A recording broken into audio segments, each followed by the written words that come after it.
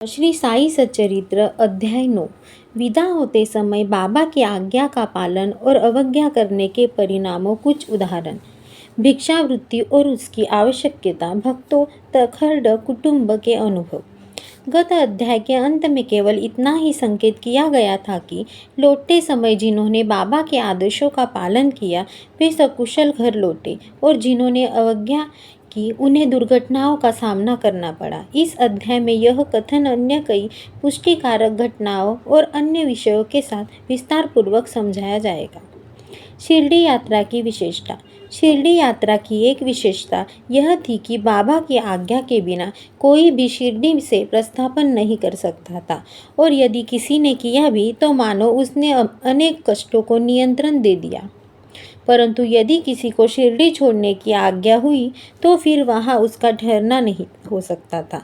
तब भक्तगण लौटने के समय बाबा को प्रणाम करते जाते तो बाबा उन्हें कुछ आदेश दिया करते थे जिनका पालन अति आवश्यक था।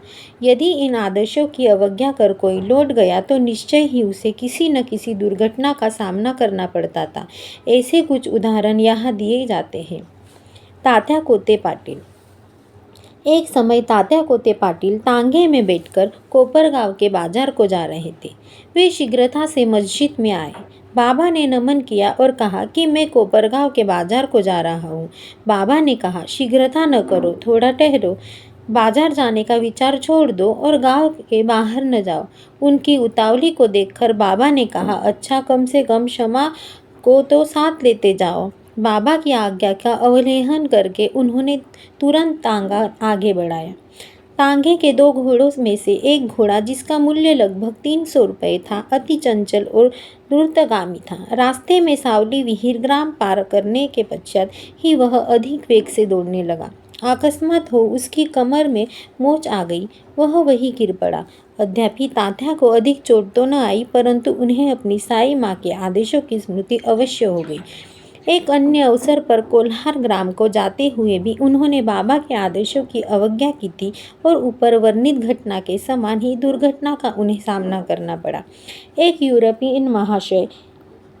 एक समय बम्बई के एक यूरोपियन महाशय नाना साहेब चांदरकर से परिचय पत्र प्राप्त कर किसी विशेष कार्य से शिरडी आए। उन्हें एक आलीशान तंबू में ठहराया गया।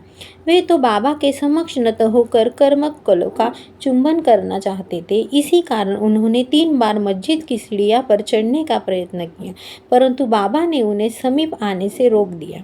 उन्हें आंगन में ही ठहरने और वहीं से दर्शन करने की आज्ञा मिली। इस विचित्र स्वागत से अप्रसन्न होकर उन्होंने शीघ्र ही शिरडी से प्रस्थान करने का विचार किया और विदा लेने के हेतु वे वहां आए। बाबा ने उन्हें दूसरे दिन जाने और शीघ्रता न करने की राय दी। अन्य भक्तों ने उनसे बाबा के आदेश का पालन करने की प्रार्थना की, परंतु वे सब उसकी अपेक्षा पर तांगे में बैठकर रवाना हो गए। कुछ दूर तक घोड़े ठीक ठाक चलते रहे, परंतु सावली विहीर नामक गांव पार करने पर एक बाइसिकल सामने से आई, जिसे देखकर घोड़े भयभीत हो गए और द्रुत गति से दौड़ने लगे। फलस्वरूप तांगा उलट गया और महाशय जी नीचे लुढ़क गए और कुछ दूर तक तांगे के साथ साथ घिसटते चले गए। लोगों ने तुरंत ही दौड़कर उन्हें बचा लिया, परंतु चोट अधिक आने के कारण उन्हें कोपरगांव के अस्पताल में शरण लेनी पड़ी। इस घटना भक्तों ने शिक्षा ग्रहण कि जो बाबा के आदेशों का अवहेलना करते हैं उन्हें किसी न किसी प्रकार की दुर्घटना का शिकार होना ही पड़ता है, और जो आज्ञा का पालन करते हैं वे सकुशल और सुखपूर्वक घर पहुंच जाते हैं।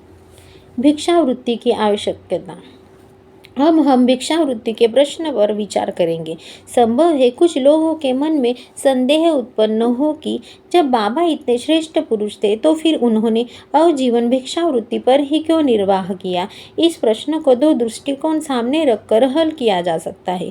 पहला दृष्टिकोण, भिक्षावृत्ति पर निर्वाह करने का कौन अधिकार है। शास्त्रानुसार वे व्यक्ति जिन्होंने 3 मुख्य अस्तियों की कांचना और कीर्ति का त्याग कर अस्तित्व मुक्त हो संन्यास ग्रहण कर लिया हो, वे ही भिक्षावृत्ति के उपयुक्त अधिकारी हैं, क्योंकि वे अपने गृह कर भोजन तैयार कराने का प्रबंध नहीं कर सकते। अतः उन्हें भोजन करा के का भार गृहस्थों पर ही है। श्री साई बाबा न तो गृहस्थ थे और न ही वानप्रस्थी, वे तो ब्रह्मचारी थे। उनकी यह दृढ़ भावना थी कि विश्व की मेरा गृह है। वे स्व ही भगवान वासुदेव विश्व पालन करता तथा पर ब्रह्मा थे, अतः वे भिक्षा उपार्जन के पूर्ण अधिकारी थे। दूसरा दृष्टिकोण, पंचसूना, 5 पाप और उनका प्रायश्चित। सबको यह ज्ञात है कि भोजन सामग्री का रसोई बनाने के लिए गृहस्थाश्रमियों को 5 प्रकार की क्रियाएं करनी पड़ती है। कंडनी पीसना, पेशनी डालना, उदकुंभी, बर्तन मलना, मार्जनी मांजना और धोना, चूल्हा सुलगाना। इन क्रियाओं के परिणाम स्वरूप अनेक कीटाणुओं को और जीवनों का नाश होता है और इसी प्रकार गृहस्थाश्रमियों को पाप लगता है। इन पापों के प्रायश्चित स्वरूप शास्त्रों ने 5 प्रकार के याग यत्न करने की आज्ञा दी है, अर्थात ब्रह्म यज्ञ अर्थात वेदाध्ययन, ब्रह्म को अर्पण करना या वेद का अध्ययन करना, पितृयज्ञ पूर्वजों को दान, देव यज्ञ देवताओं को बलि, भूत यज्ञ देवताओं को बलि, भूत यज्ञ प्राणियों को दान, मनुष्य अतिथि यज्ञ मनुष्य अतिथियों को दान।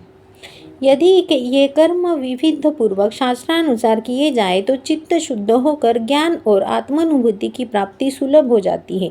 बाबा द्वार द्वार पर जाकर गृहस्थाश्रमियों को इस पवित्र कर्तव्य की स्मृति दिलाते रहते थे और वे लोग अत्यंत भाग्यशाली थे जिन्हें घर बैठे ही बाबा से शिक्षा ग्रहण करने का अवसर मिल जाता था।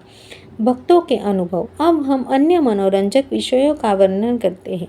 भगवान कृष्ण ने गीता में कहा है, जो मुझे भक्ति पूर्वक केवल एक पत्र फल या जल भी अर्पण करता है तो मैं उस शुद्ध अंतकरण वाले भक्त के द्वारा अर्पित की गई वस्तु को सहर्ष स्वीकार लेता हूँ। यदि भक्त सचमुच में श्री साईं बाबा का कुछ भेंट देना चाहता था और बाद में यदि उसे अर्पण करने की विस्मृति भी हो गई है तो बाबा उसे या उसके मित्र द्वारा उस भेंट की स्मृति कराते और भेंट देने के लिए कहते तथा भेंट प्राप्त कर उसे आशीष देते थे। नीचे कुछ ऐसी ही घटनाओं का वर्णन किया जाता है। तरखड़ कुटुंब, पिता और पुत्र। श्री रामचंद्र आत्माराम उपनामा बाबा साहेब तरखड़ पहले प्रार्थनाम समाजी थे, तथापि वे बाबा के परम भक्त थे। उनकी स्त्री और पुत्र को बाबा के एकनिष्ठ भक्त थे। एक बार उन्होंने ऐसा निश्चय किया कि पुत्र व उसकी माँ ग्रीष्मकालीन छुट्टियों शिरडी में ही व्यतीत करें, परंतु पुत्र बांद्रा छोड़ने को सहमत न हुआ। उसे भय था कि बाबा का पूजन घर में विविध पूर्वक न हो सकेगा, क्योंकि पिताजी प्रार्थना समाजी और संभव है कि वे श्री साईं बाबा के पूजन नदी का उचित ध्यान न रख सके, परंतु पिता के आश्वासन देने पर कि पूजन की यथाविधि ही होता रहेगा।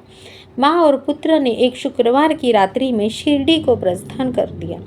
दूसरे दिन शनिवार को श्रीमान तरखड़ ब्रह्म मुहूर्त में उठे और स्नानादि कर पूजन प्रारंभ करने के पूर्व बाबा के सामने साष्टांग दंडवत करके बोले, हे बाबा, मैं ठीक वैसा ही आपका पूजन करता रहूँगा जैसे कि मेरा पुत्र करता रहता है, परंतु कृपा इसे शारीरिक परिश्रम तक ही सीमित न रखेगा।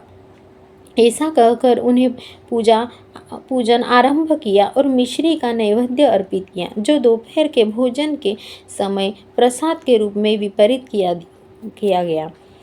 पत्र पुष्प फल तोये यो भेभक्ता प्रयच्छित तदह भुयुक्त बोहोच्छामिनी प्रयत्नात्मन। गीता 9:26।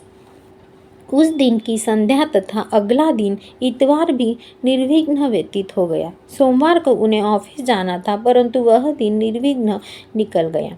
श्री तरखड़ ने इस प्रकार अपने जीवन में कभी पूजा न की थी। उनके हृदय में अति संतोष हुआ कि पुत्र को दिए गए वचनानुसार पूजा यथाक्रम संतोषपूर्वक चल रही है। अगले दिन मंगलवार को सदैव की भांति उन्होंने पूजा की और ऑफिस को चले गए। दोपहर को घर लौटने पर जब वे भोजन को बैठे तो थाली में प्रसाद न देखकर उन्होंने अपने रसोइयों से इस संबंध में प्रश्न किया। उसने बताया कि आज विस्तृत विषय में नैवेद्य अर्पण करना भूल गए। यह सुनकर वे तुरंत अपने आसन से उठे और बाबा को दंडवत कर क्षमा याचना करने लगे तथा बाबा से उचित पद प्रदर्शन करने का तथा पूजन को केवल शारीरिक परिश्रम तक ही सीमित रखने के लिए उलाहना देने लगे। उन्होंने संपूर्ण घटना का विवरण अपने पुत्र द्वारा सूचित किया और उससे प्रार्थना की कि वह पत्र बाबा के श्री चरणों पर रखकर उसने कहना कि वे इस अपराध के लिए क्षमा प्रार्थी है। यह घटना बांद्रा में लगभग दोपहर को हुई थी और उसी समय शिरडी में जब दोपहर की आरती प्रारंभ होने ही वाली थी, तब बाबा ने श्रीमती तरखड़ से कहा, माँ, मैं कुछ भोजन पाने के विचार से तुम्हारे घर बांद्रा गया था। द्वार में ताला लगा देखकर मैं भी किसी प्रकार गृह में प्रवेश किया, परंतु वहां देखा कि भाऊ श्री तरखड़ मेरे लिए कुछ खाने को नहीं रख गए। अतः आज मैं भूखा ही लौट आया हूँ। किसी को भी बाबा के वचनों का अभिप्राय समझ में नहीं आया, परंतु उनका पुत्र जो समीप ही खड़ा था सब कुछ समझ गया कि बांद्रा में पूजन में कुछ तो भी त्रुटि हो गई है। इसलिए वह बाबा से लौटने की अनुमति मांगने लगा, परंतु बाबा ने आज्ञा न दी और वही पूजन करने का आदेश दिया।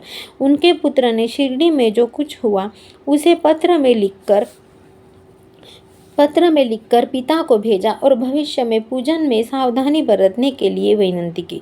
दोनों पत्र डाक द्वारा दूसरे दिन दोनों पक्षों को मिले। क्या यह घटना आश्चर्यपूर्ण नहीं है? श्रीमंत तरखड़। एक समय श्रीमती तरखड़ ने 3 वस्तुओं अर्थात भरीत भुर्ता यानी मसला मिश्रित भुना हुआ बैंगन और दही, काचरिया, बैंगन के गोले टुकड़े घी में तले हुए और पेढ़ा मिठाई बाबा के लिए भेजी। बाबा ने उन्हें किस प्रकार स्वीकार किया इसे अब देखेंगे।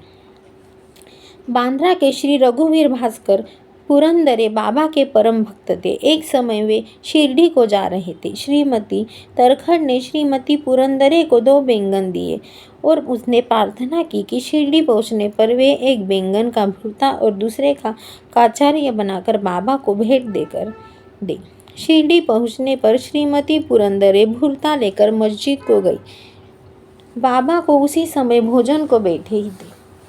बाबा को वह भुर्ता बड़ा स्वादिष्ट प्रतीत हुआ, इस कारण उन्होंने थोड़ा थोड़ा सभी को वितरित किया। इसके पश्चात ही बाबा ने काचार्य लाने को कहा। राधा कृष्णाई के पास संशेदा भेजा गया कि बाबा काचार्य मांग रहे हैं। वे बड़े असमंजस में पड़ गई कि अब क्या करना चाहिए। बैंगन की तो अभी त्रुटि ही है।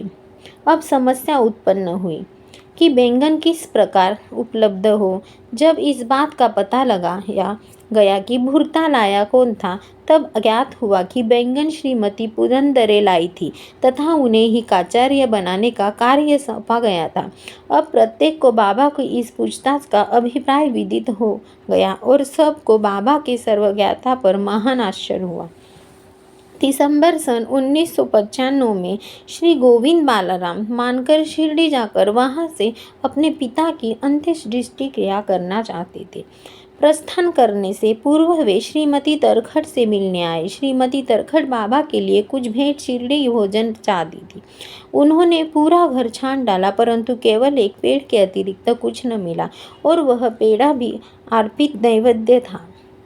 बालक गोविंद ऐसी परिस्थिति देखकर रोने लगा, परंतु फिर भी अति प्रेम के कारण वही पेड़ा बाबा के लिए भेज दिया। उन्हें पूर्ण विश्वास था कि बाबा उसे अवश्य स्वीकार कर लेंगे। शिरडी पहुंचने पर गोविंद मानकर बाबा के दर्शनार्थ गए, परंतु वहां पेड़ा ले जाना भूल गए। बाबा यह सब चुपचाप देखते रहे, परंतु जब वह पुनर्संध्या समय बिना पेड़ा लिए हुए वहां पहुंचे तो फिर बाबा ने शांत न रह कर सके और उन्होंने पूछा कि तुम मेरे लिए क्या लाए हो? उत्तर मिला, कुछ नहीं। बाबा ने पुनः प्रश्न किया और उनसे वही उपयुक्त उत्तर फिर दूसरा दिया। अब बाबा ने स्पष्ट शब्दों में पूछा, क्या तुम्हें माँ श्रीमती तरखड़ ने चलते समय कुछ मिठाई नहीं दी थी? अब उसे स्मृति हो आई और बहुत ही लज्जित हुआ तथा बाबा से क्षमा याचना करने लगा। वह दौड़कर शीघ्र ही वापस गया और पेड़ा लाकर बाबा के सम्मुख रख दिया। बाबा ने तुरंत ही पेड़ा खा लिया। इस प्रकार श्रीमती तरखड़ की भेंट बाबा ने स्वीकार की और भक्त मुझ पर विश्वास करता है, इसलिए मैं स्वीकार कर लेता हूँ। यह भगवत वचन सिद्ध हुआ। बाबा को संतोषपूर्वक भेजन। एक समय श्रीमती तरखड़ शिरडी आई हुई थी। दोपहर का भोजन प्राय तैयार हो चुका था और थालियाँ परोसी ही जा रही थी। उसी समय वहाँ एक भूखा कुत्ता आया और भौंकने लगा। श्रीमती तरखड़ तुरंत उठी और उन्होंने रोटी का एक टुकड़ा कुत्ते को डाल दिया। कुत्ता बड़ी रुचि के साथ उसे खा गया। संध्या के समय जब मैं जाकर बैठी तो बाबा ने उनसे कहा, माँ, आज तुमने बड़े प्रेम से मुझे खिलाया। मेरी भूखी आत्मा को बड़ी सांत्वना मिली है। सदैव ऐसा ही करती रहो, तुम्हें कभी न कभी किसी किसी का उत्तम फल अवश्य प्राप्त होगा। इसी मस्जिद में बैठकर मैं कभी असत्य नहीं बोलूँगा। सदैव मुझ पर ऐसा ही अनुग्रह करती रहो। पहले भूखों को भोजन कराया, बाद में तुम भोजन किया करो। इसे अच्छी तरह ध्यान में रखो। बाबा के शब्दों का अर्थ उनकी समझ में न आया, इसलिए उन्होंने प्रश्न किया, भला मैं किस प्रकार भोजन करा सकती हूँ? मैं तो स्वयं दूसरों पर निर्भर हूँ और उन्हें दाम देकर भोजन प्राप्त कराती हूँ। बाबा कहने लगे, उस रोटी को ग्रहण कर मेरा हृदय तृप्त हो गया है और अभी तक मुझे डकारें आ रही है। भोजन करने से पूर्व ही तुमने जो कुत्ता देखा था और जिसे तुमने रोटी का टुकड़ा दिया था, वह यथार्थ ही मेरा ही स्वरूप था। और इसी प्रकार अन्य प्राणियां, बिल्ली, सूअर, मक्खियाँ, गाय आदि भी मेरे ही स्वरूप है। मैं ही उनके आकारों में डोला रहा हूँ। जो इन सब प्राणियों में मेरा दर्शन करता है, वह मुझे अत्यंत प्रिय है। इसलिए द्वैत या भेदभाव भूलकर तुम मेरी सेवा किया करो। इस अमृत तुल्य उपदेश को ग्रहण कर वे द्रवित हो गई और उनकी आंखों से अश्रुधारा बहने लगी। गला रूठ गया और उनके हर्ष का पारावार न रहा। शिक्षा, समस्त प्राणियों में ईश्वर दर्शन करो, यही इस अध्याय की शिक्षा है। उपनिषद, गीता और भगवत का यह उपदेश है कि ईश्वरवास्तीय सर्वत्र सब प्राणियों में ही ईश्वर का वास है, इसका प्रत्यक्ष अनुभव करो। अध्याय के अंत में बतलाई गई घटना तथा अन्य अनेक घटनाएं जिनका लिखना अभिशेष है, स्वयं बाबा ने प्रत्यक्ष उदाहरण प्रस्तुत कर दिखाया है कि किस प्रकार उपनिषदों की शिक्षा को आचरण में लाना चाहिए। इसी प्रकार श्री साई बाबा शास्त्र ग्रंथों की शिक्षा दिया करते थे। श्री सद्गुरु साईनाथार्पणमस्तु। शुभ भवतु। यो मा पश्यति सर्वत्र सर्वच मयि पश्यति तसाय न प्रश्नश्यामि च स मे न प्रणश्यति। गीता 6 श्लोक 30।